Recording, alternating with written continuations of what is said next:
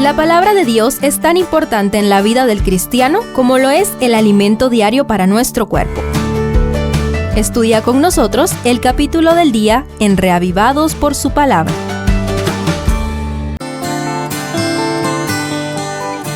Mateo 14 registra varios eventos que están conectados por preguntas que no se hacen, pero sí se responden. Consideremos 3 aspectos de lo que sucede en este impresionante capítulo. Primero, Juan, el Elías prometido.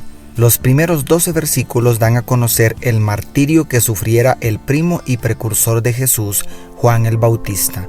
Sabiendo que Herodes tenía conocimiento de la ley de Dios, el mensajero del Señor lo amonestó por la relación pecaminosa con Herodías, su cuñada. De ahí que ella instigara a su hija para que pidiera la cabeza de Juan después de la provocativa danza que hiciera en honor al tetrarca por su cumpleaños. La pregunta clave que Mateo no hace es: si Jesús es el Mesías, ¿por qué permitió que su primo y fiel heraldo fuera asesinado? ¿Es verdad todo lo que Juan predicó sobre Jesús? El verso 12 informa que inmediatamente después de sepultar a Juan, los discípulos de éste llevaron la noticia a Jesús.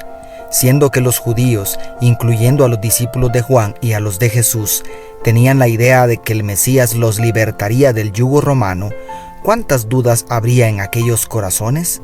¿Cuántas dudas nos asaltan cuando todo sale mal? Segundo, Jesús, el Hijo de Dios. Buscando estar a solas por la dolorosa noticia, decide atravesar el mar de Galilea hacia la solitaria región noreste.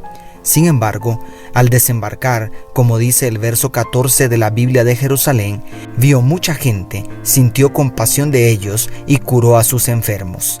Y, agrega el verso 15, cuando anochecía, se acercaron a él sus discípulos diciendo: el lugar es desierto y la hora avanzada, despide a la multitud para que vayan por las aldeas y compren algo de comer.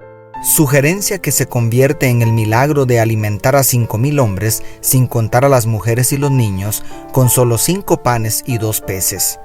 Abruptamente, el relato de Mateo dice en el verso 22: inmediatamente obligó a los discípulos a subir a la barca y a ir por delante de él a la otra orilla, mientras él despedía a la gente, según traduce la Biblia de Jerusalén. Lo que deja otra pregunta sin decir: ¿por qué Jesús insistió con vehemencia en que sus discípulos se marcharan? Juan 6:15 responde comentando que la multitud estaba decidida a coronar a Jesús como rey. Los discípulos demoran tanto en salir que los ataca una terrible tormenta, aparte de la que ya llevaban en sus corazones. Entonces, justo a la hora más oscura de la noche, Jesús fue a ellos andando sobre el mar, como dice el verso 25. Su primera reacción fue gritar de miedo, confundidos por la superstición, pensando que era un fantasma. Pero Jesús, quien no los había perdido de vista en ningún momento, les habló diciendo: tened ánimo, soy yo, no temáis, según el verso 27. Tras rescatar a Pedro, quien casi se ahoga por apartar la mirada de Jesús mientras caminaba sobre las aguas, Jesús entra con él a la barca y la tempestad desaparece al instante. Prodigio que conduce al versículo medular del capítulo, el 33. Entonces los que estaban en la barca se acercaron y lo adoraron, diciendo: verdaderamente eres Hijo de Dios. Aunque nunca entendamos por qué Juan fue decapitado, ¿hay alguna duda de que Jesús es Dios? Y tercero, Jesús, el Hijo del Hombre.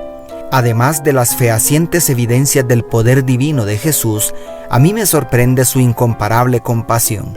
A pesar de su profunda necesidad de estar a solas con su Padre para recuperarse del golpe emocional de la muerte de Juan, el maestro sentía tal compasión por las multitudes que parecían como ovejas sin pastor, que no deja de predicar, enseñar y sanar, incluso en la región de Genezaret, a donde fueron a parar por causa de la tormenta, según los versos 34 al 36.